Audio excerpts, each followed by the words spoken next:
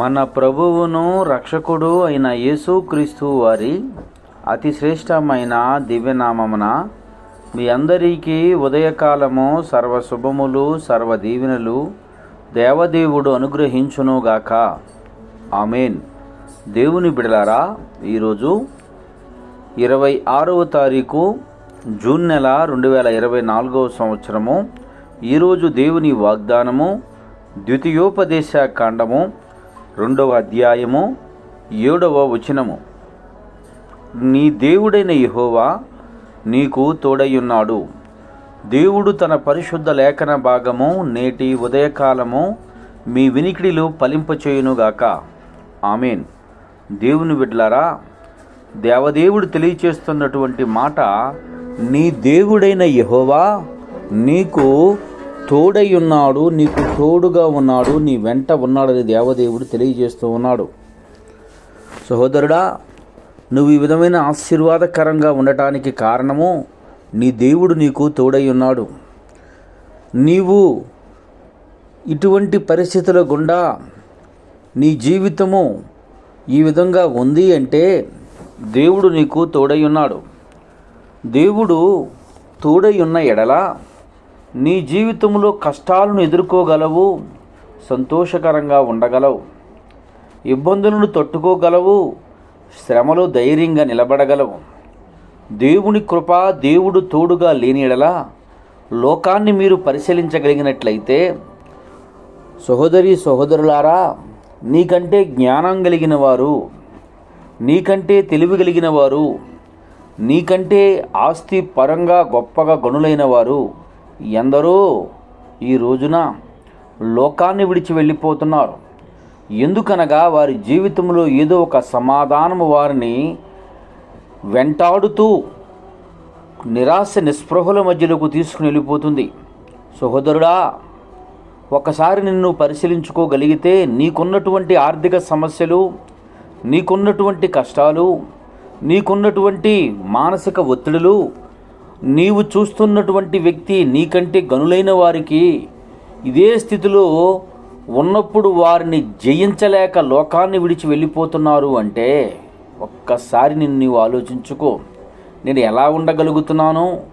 నా శక్తిని బట్టా, నా జ్ఞానాన్ని బట్టా, నా తెలివిని బట్టా అని నీవు అనుకుంటున్నావేమో, లేక సహనము నాకు ఎక్కువ అవటాన్ని బట్టి ఇలా ఉంటున్నాను నువ్వు అనుకుంటున్నావేమో. కాదు సహోదరుడా, దేవుని కృప, దేవుడు నీకు తోడుగా ఉండటాన్ని బట్టి ఆ సహింపు, ఆ ఓర్పు, ఆ నిరీక్షణ, ఆ ఎదురుచూపు నీకు దేవుడు కలిగిస్తున్నాడు.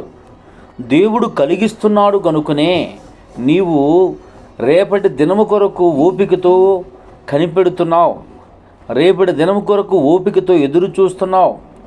దేవుడు నిన్ను నిశ్చయంగా ఆశీర్వదిస్తాడని విశ్వాసముతో నీవు దేవుని యందు ఆశ పెట్టుకుని బ్రతుకుతున్నావు.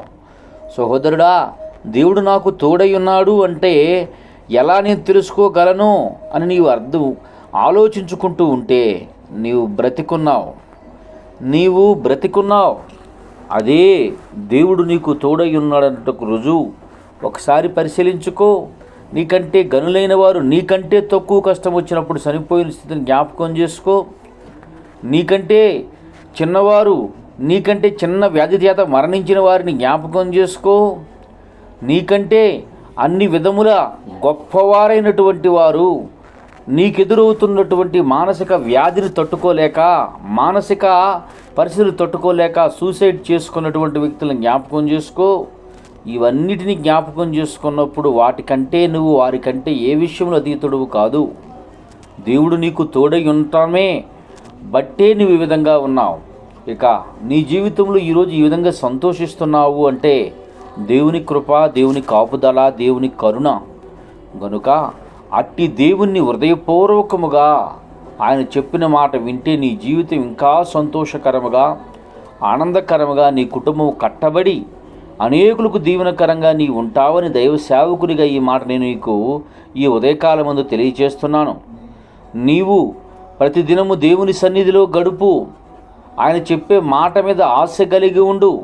ఆయన ఏ మాట చెబుతాడో ఆ మాట కొరకు ఎదురు చూచుచూ ఆయన ఇచ్చు ప్రతి ఆశీర్వాదాన్ని ఆనందముతో, సంతోషంతో స్వీకరించి ఆయనకు లోబడే వ్యక్తిగా నీవు బ్రతికిన ఎడలా నిశ్చయముగా నీ జీవితంలో పరిపూర్ణమైన సంతోషాన్ని, పరిపూర్ణమైన ఆనందాన్ని నీవు చూసే వ్యక్తిగా, అనేకులకు ఆశీర్వాదకరంగా, దీవెనకరంగా, నిన్ను మాదిరిగా చూపించే స్థితి దేవుడు నీకు ఇస్తాడు. ఆయన నీకు తోడై ఉన్నాడు. నిన్ను విడువక వెడబాయని దేవుని వైపు చూస్తూ ముందుకు కొనసాగు కృప దేవుడు మీకు అనుగ్రహించునుగాక. ఆమేన్.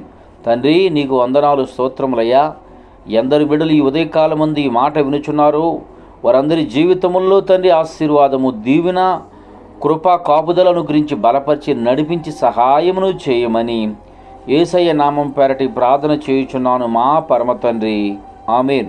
తండ్రి అయిన దేవుని ప్రేమయు, కుమారుడైన యేసుక్రీస్తు వారి కృపయు, పరిశుద్ధాత్మ తండ్రి అన్యోన్య సావాసం ఇప్పుడును ఎల్లప్పుడూ సన్నిహిత సదాకాలం తోడేండి వెంబడించి నడిపించునుగాక. ఆమేన్. God bless you. దేవదేవుడు మేము దీవించి ఆశీర్వదించునుగాక.